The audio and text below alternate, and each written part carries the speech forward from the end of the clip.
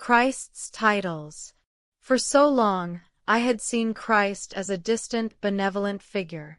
I called him Savior and Redeemer, but they were just words I had learned in church. The message I heard that day changed everything.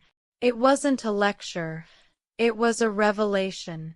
The speaker spoke about Christ's titles, Master, Lord, and how they weren't just fancy names but spiritual tools. He pointed to the moment in John 21 when the disciples were out on the water. When John simply said, "It is the Lord," Peter's whole being immediately responded.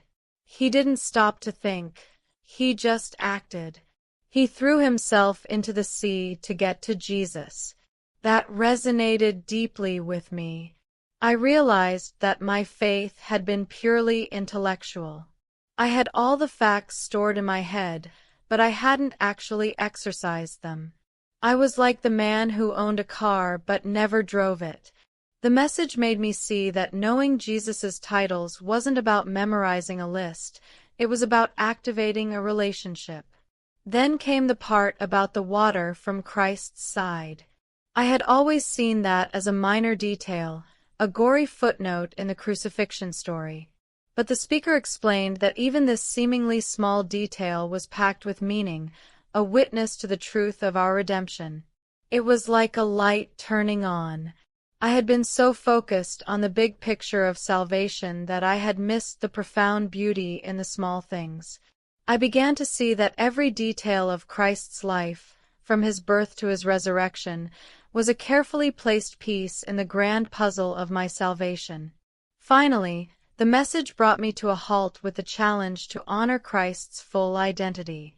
I was asked to consider all of his names: King, Priest, Prophet, Sacrifice, and so many more.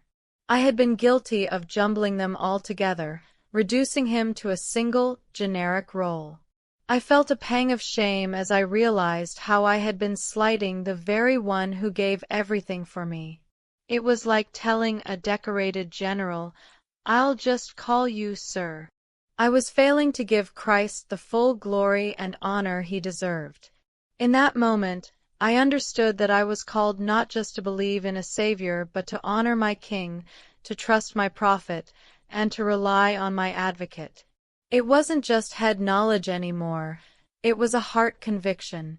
I received the truth by faith, no longer as a list of facts but as an invitation to engage with the glorious reality of who Jesus truly is.